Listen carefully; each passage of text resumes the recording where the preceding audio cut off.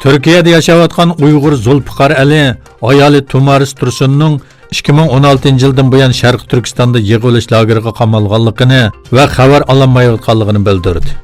Zulfiqar Ali mundaq dedi: "Ayolim qonun kasbini bitirganligi uchun 2016 yili o'xshash bo'lmagan shaharlardagi yig'ilish lagerlariga o'qituvchi qilib avatildi. Dastlabda Urumchidagi bir lagerga avatildi va 8 oy ishladi. Keyin Xotanga avatildi. Burun 3 qatim sana nima uchun chet eldan pul keladi deb so'roq qilingan edi. 2016 yilning oxiridan buyon telefon bilan ko'rishammidik.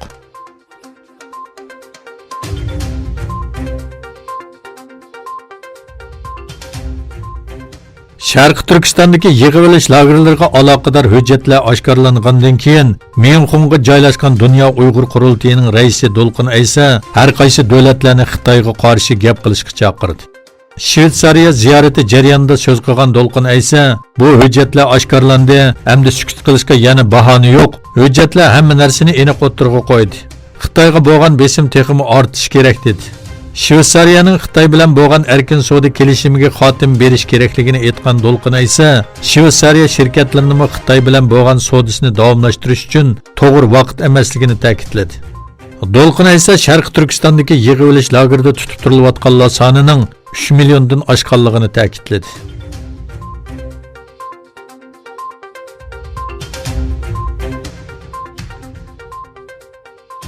Xitoyning Sharq Turkistondagi yig'ilish lagerlari va irqiy qirg'inchilikni bir videoda anglatgan Feroza Azizning TikTok hisobi to'ntilib qo'yilgan edi. TikTokning bu harakati ommaviy taratquv va axborot vositalarida qattiq g'ulg'ul qo'zg'adi. Shuning bilan TikTok Ferozaning hisobini takror ochdi va bir uchur yo'llab apple so'radi.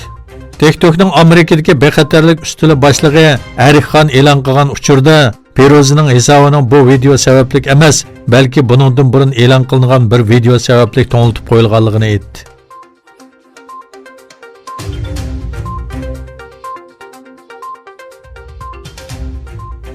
Amerika prezidenti Donald Trump Hong Kongga aloqador ikki qonun loyihasini imzoladi.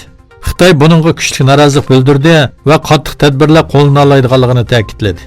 Bu qonun loyihalari buningdan burun avom va kengash palatalarining ma'qulligidan o'tgan edi.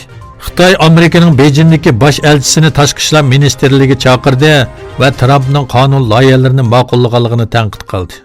Trumpning tasdiqi bilan kuchga ega bo'lgan bu ikki qonun Hong Kongdagi demokratik namoyishlarni qo'llaydi.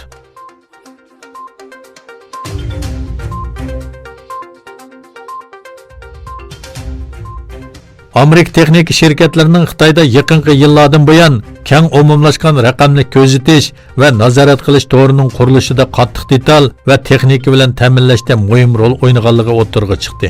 Amerika şirketlerining Xitoydagi kollektiv nazorat qilish sanoati bilan munosabati Trump doiralarining bu yil 10-oyda Xitoyda nazorat qilish uskunalari ishlab chiqaradigan 8 shirkatni eksport qilishni cheklash tizimligiga elish bilan tekshirilishga boshlagan edi. Amerika Savdo ministrligi bu shirkatlarning Xitoyning Sharq Turkistondagi kishilik huquq tajovuzchilarida rol o'ynaganligi uchun embargo tizimligiga elinganligi bildirilgan edi.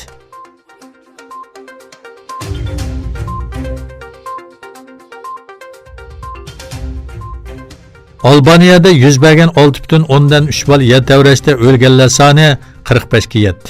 Albaniyada 26 noyabr yuz bergan va tevrash markazi Draj shahriga 15 kilometr bo'lgan 6,3 bal yer tevrashda o'lganlar sonining 45 ga yetganligi, 790 kishining yaralanganligi bildirildi.